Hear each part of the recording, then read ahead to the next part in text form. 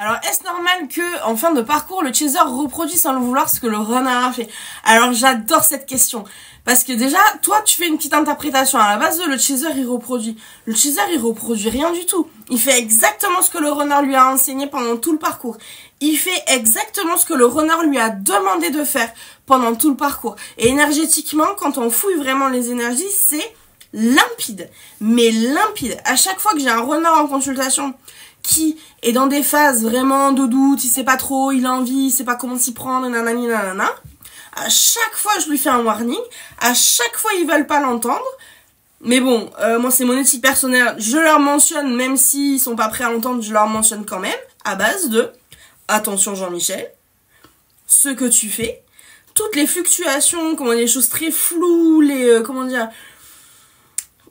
ces formes d'improvisation pas très dingues que t'as avec ton chaser, tu vas te les récupérer telles quelles, fin de parcours. Mais telles quelles. Et ça fait légion. C'est-à-dire que si il y a un runner qui a menti à un moment donné, ben le chaser, en fin de parcours, il aura beaucoup de mal, par exemple, à lui dire exactement à quoi sa vie ressemble. Pas forcément par envie de lui mentir, mais plutôt par souhait d'omettre des choses pour pas que le runner vienne titiller dessus. Il a envie de, de garder des choses très privées, très pudiques, ce genre de choses. Mais ça, c'est ce que le runner lui a inculqué en mentant, par exemple. C'est-à-dire, ah ben si toi t'as le droit d'avoir une intimité, de pas me dire les choses telles qu'elles sont, pourquoi moi je peux pas faire ça? J'ai le droit aussi. Et le problème, c'est que la façon dont le runner fait, le runner, il le fait sans vraiment réfléchir. Genre, il a vraiment ce sentiment de tout m'oppresse, donc du coup, branle-bas de combat, je vais faire ça, et puis on verra bien. Tu vois, il y a un truc très comme ça. Le problème, c'est que le chaser, lui, il est pas malveillant, le runner non plus, hein, mais le chaser, quand il fait ça, il est pas malveillant non plus. C'est-à-dire que quand le runner lui ment, il va pas forcément dire « Ah, ce connard de runner qui me ment tout le temps, nanani, nanana », un peu de temps en temps quand on était énervé, mais surtout, il va aussi en tirer une conclusion. C'est-à-dire que si le runner me ment, c'est qu'il se sent pas assez en sécurité avec moi pour me dire les choses telles qu'elles sont, parce que peut-être que je vais le juger, peut-être que je vais ceci, peut-être que je vais cela, nanana. C'est toute une to-do de comportement que le chaser potentiellement peut avoir, qui va ensuite prendre pour aller le nettoyer, le travailler en psy, en énergétique, en machin, etc. Donc il va au final, le mensonge que le runner lui donne, par exemple, il va le lire immédiatement de façon négative parce que c'est un mensonge et que ça fait plaisir à personne, mais dans un second temps, il va le lire de façon très constructive, au final très positive, à savoir le runner est en train de m'apprendre quelque chose, ok. Et ça se retourne contre eux en fin de parcours.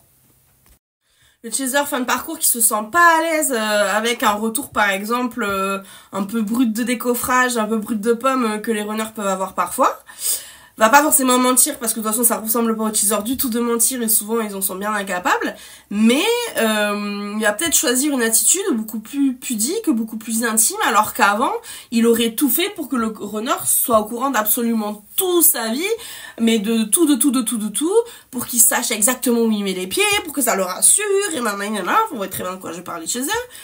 En fin de parcours, il va s'autoriser une vie très intime, dont lui seul est au courant, très pudique, à base de « je te dirai quand je me sentirai en sécurité », d'exactement de quoi ma vie est faite aujourd'hui. Mais tant que je me sens pas en sécurité, je lâche rien, tu vois. Et donc, à ce moment-là, en face, on a des runners de « oui, il y a une distance entre nous, je vois bien qu'il me fait pas confiance ». Mais tu lui as appris à pas te faire confiance. C'est ça qui est problématique. C'est ça qui est problématique et ça crée une vraie, pour le coup, ça crée une vraie difficulté lors des réunions. Parce qu'il y a toute cette, cette espèce de rêverie qu'on vous vend sur internet à base de la réunion, c'est super, c'est une lune de miel, c'est wouh, ce rêve bleu. Non, rien à battre, rien à foutre, c'est pas du tout ça.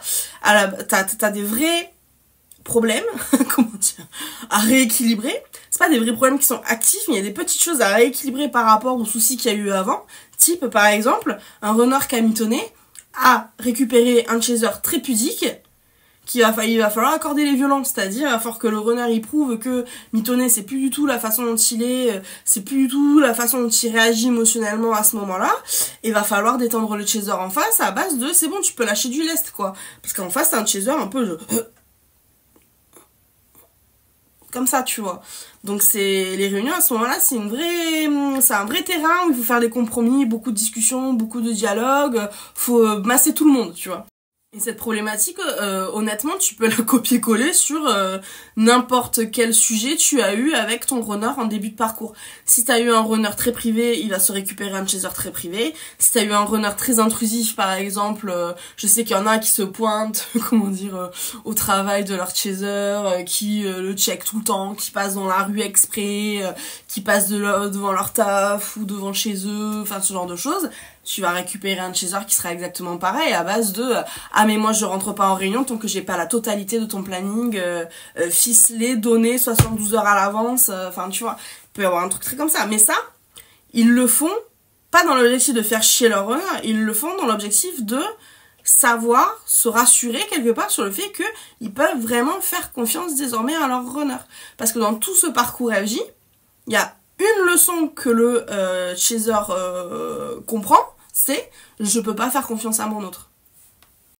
C'est pour ça que je rabâche, mais alors tout le temps, que la réunion, c'est pas une question d'amour. C'est une question de confiance. Faut retisser la confiance entre ces deux personnes, parce qu'à bien des égards, elle a été malmenée pendant tout le parcours. Il y a aucun chaser qui est parti refaire sa vie parce qu'il n'avait plus d'amour pour son runner. Il est reparti faire sa vie parce qu'il n'avait plus de confiance envers son runner. Il n'avait plus la confiance en lui de croire qu'un jour il allait rentrer en travail, qu'un jour il allait avoir une attitude positive envers lui, qu'un jour il allait valoriser le besoin ou l'amour que le runner ressent par rapport à lui. C'est la confiance sur tous ces points-là qui a déserté. L'amour, lui, il est resté très bien. Et c'est justement ça que c'est terrible, que c'est très difficile pour un chaser de refaire sa vie et de passer outre, parce que même si la confiance nous quitte à un moment donné, l'amour reste aussi là, et quand on ressent un amour qui quelque part n'a pas de destination, il y a un truc qui est pas naturel du tout. Mais le chaser comprend aussi que de l'amour sans confiance, ça sert à rien. Et que, quand bien même, il faut vraiment qu'il arrache cet amour de son système, parce que cet amour, je crois, il va très bien hein, quand le chaser veut passer à autre chose, c'est la confiance qui est en train de tout péter à l'intérieur, parce qu'elle est trop manquante, elle est trop défaillante. Donc c'est un vrai moment de déchirement interne pour le chaser qui refait sa vie. Et après, il est bien content de justement reparamétrer sa notion de l'amour mariée, j'ai presque envie de dire, à la confiance comme ça, et c'est ça que le chaser va rechercher ensuite chez une tierce, quelqu'un qu'il peut aimer et en qui il peut avoir confiance. Fondamental.